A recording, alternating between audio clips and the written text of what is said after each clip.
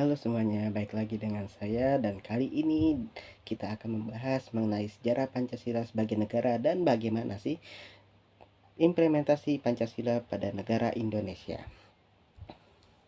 Baik, yang pertama marilah kita membahas sejarah Pancasila sebagai dasar negara.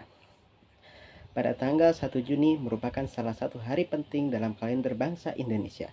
Pasalnya, di tanggal tersebut diperingati sebagai hari lahir Pancasila. Pemilihan tanggal 1 Juni sebagai hari lahir Pancasila merujuk pada momen sidang Dokuritsu Jumbi Kosakai atau Badan Penyelidik Usaha Persiapan Kemerdekaan atau BPUPKI. Ya, dalam upaya merumuskan dasar negara Republik Indonesia, badan ini menggelar sidang pertamanya pada tanggal 29 Mei 1945. Dalam sidang tersebut, anggota BPUPKI membahas mengenai dasar-dasar negara Indonesia yang merdeka. Dalam sidang yang kedua, BPUPKI, Soekarno dalam pidatonya yang bertajuk Lahirnya Pancasila berkesempatan untuk menyampaikan gagasannya mengenai konsep awal Pancasila yang menjadi dasar negara Indonesia. Nah, tepatnya pada tanggal 1 Juni 1945. Pidato ini pada awalnya disampaikan oleh Soekarno secara aklamasi tanpa judul dan baru mendapatkan sebutan lahirnya Pancasila oleh mantan ketua BPUPKI yaitu Dr. Rajiman Widioningrat dalam kata pengantar buku yang berisi pidato yang kemudian dibukukan oleh BPUPKI. Dalam pidatonya, Soekarno menyampaikan ide serta gagasannya terkait dasar negara Indonesia yang merdeka, yang dinamai Pancasila. Panca yang artinya 5, sedangkan sila artinya prinsip atau asas. Pada saat itu, Bung Karno menyebutkan 5 dasar untuk negara Indonesia, yakni sila pertama yaitu kebangsaan, sila kedua internasionalisme, sila ketiga atau demokrasi, sila keempat keadilan sosial, dan sila kelima adalah ketuhanan yang Maha Esa. Untuk menyempurnakan rumusan Pancasila dan membuat undang-undang dasar yang berlandaskan kelima asas tersebut, maka Dokuritsu Jumbi Kosakai membentuk sebuah panitia yang disebut sebagai Panitia 9 yang berisi Pak Soekarno, Muhammad Hatta, Abi Kusno, Agus Salim, Wahid Hashim, Muhammad Yamin, Abdul Qahar Muzakir, dan Maramis, dan Abdul Subarjo. Setelah melalui beberapa proses persidangan, Pancasila akhirnya dapat disahkan pada sidang PPKI yang digelar pada tanggal 18 Agustus 1945. Pada sidang tersebut disetujui bahwa Pancasila dicantumkan dalam Muqaddimah Undang-Undang Dasar 1945 sebagai dasar negara Indonesia yang sah.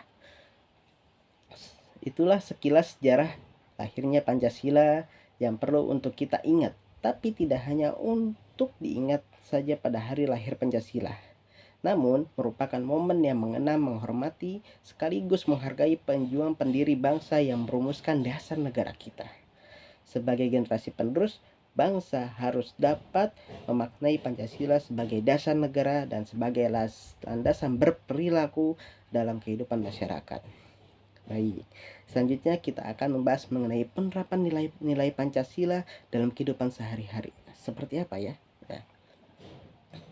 Penerapan nilai-nilai Pancasila haruslah dipahami dan diimplementasikan oleh bangsa Indonesia dalam kehidupan sehari-hari. Hal ini sangat penting agar bangsa Indonesia dapat memenuhi dan mendekati perwujudan cita-cita nasional menjadi bangsa yang merdeka, berdaulat, adil, dan makmur. Seiring dengan perjalanan waktu, kini apa yang telah diperjuangkan oleh pendahulu bangsa bukanlah hal yang mudah untuk dipertahankan oleh generasi penerus dalam perjuangan komitmen nilai-nilai Pancasila. Pemahaman generasi penerus bangsa terkait nilai-nilai yang terkandung dalam Pancasila semakin terdegradasi oleh arus deras globalisasi. Proses penerapan nilai-nilai Pancasila semakin terdegradasi di masyarakat tidak hanya menjadi kewajiban penyelenggara negara, tapi harus menjadi tanggung jawab semua pihak, termasuk masyarakat dalam kehidupan sehari-hari. Berikut adalah beberapa contoh penerapan nilai-nilai Pancasila sesuai dengan silanya. Ya. Yang pertama adalah sila pertama, yaitu ketuhanan yang Maha Esa. Nah, seperti contohnya adalah percaya dan takwa kepada Tuhan yang Maha Esa, sesuai dengan agama kepercayaan masing-masing menurut dasar kemanusiaan yang adil dan beradab. Lalu hormat dan menghormati saat bekerja sama antar pemeluk agama dan penganut-penganut kepercayaan yang berbeda-beda sebagai terbinanya kerukunan hidup. Ya. Lalu saling menghormati kebebasan menjalankan ibadah sesuai dengan agama dan kepercayaan masing-masing.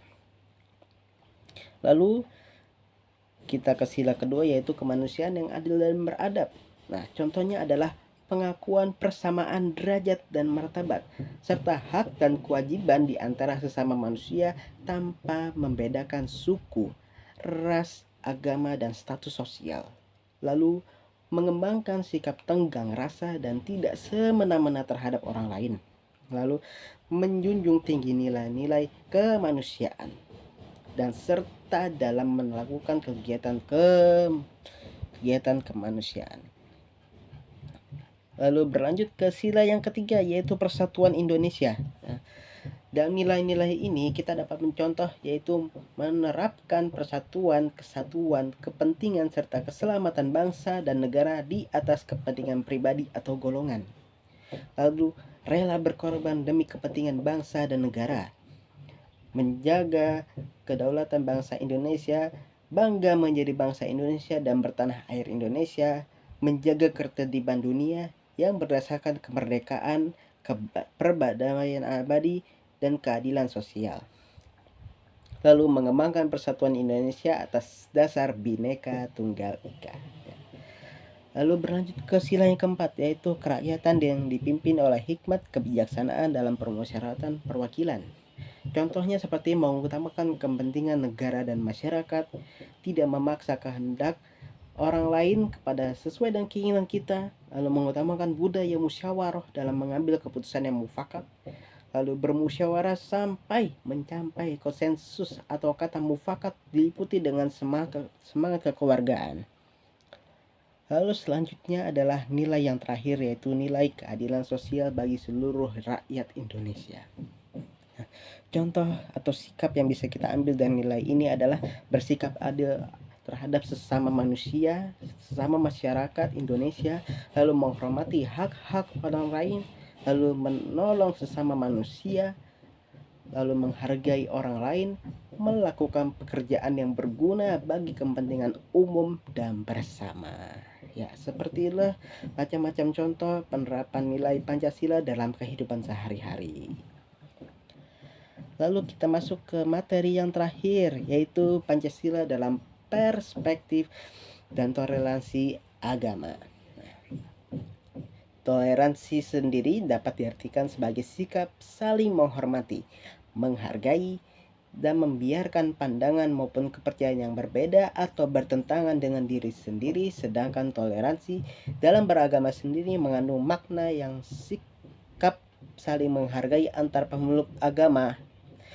Toleransi dalam beragama ini dapat diwujudkan dengan berbagai bentuk, di antaranya menghormati agama yang diyakini oleh orang lain, tidak memaksa keyakinan agama, dan tidak memandang rendah agama lain. Penerapan toleransi ini akan meminimalisir terjadinya konflik antar umat beragama, serta mewujudkan persatuan dan kesatuan tanpa memandang perbedaan latar belakang agama. Di samping itu, dengan mengembangkan sikap toleransi sesuai dengan nilai-nilai Pancasila akan menciptakan kerukunan, menjaga kestabilan sosial, serta menjunjung tinggi keadilan sosial dan kesetaraan antar umat beragama. Toleransi beragama juga dapat dimaknai bahwa dalam bertoleransi bukanlah hal yang berarti ikut dalam kepercayaan orang lain, ya. Akan tetapi bagaimana memperlakukan kepercayaan agama lain dengan baik tanpa mencampurin agama yang dianutnya. Selain itu, toleransi dalam beragama merupakan sikap yang tertanam dalam Pancasila sebagai dasar negara di mana terdapat nilai yang mengajarkan manusia untuk saling menghormati dan menghargai agama yang dianut setiap individu dengan mengembangkan konsep persaudaraan dalam kerukunan.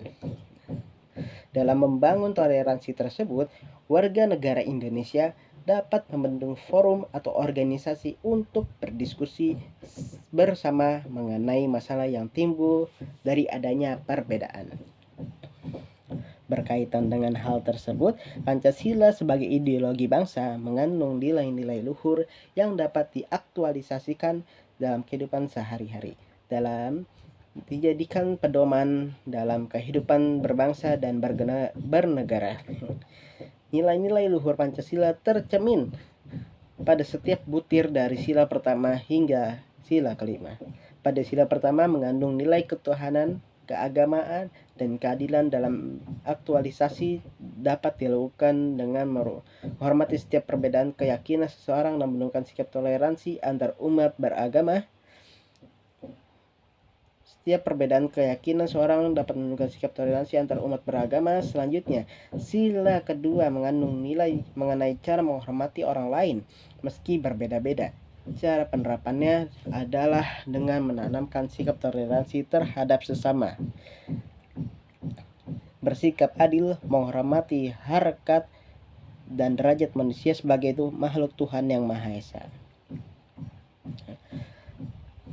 Lalu sila yang ketiga, Pancasila menekankan adanya persatuan dan kesatuan, yang mana sebagai warga negara Indonesia yang baik sudah seharusnya menetapkan kepentingan bersama di atas kepentingan pribadi dan golongan.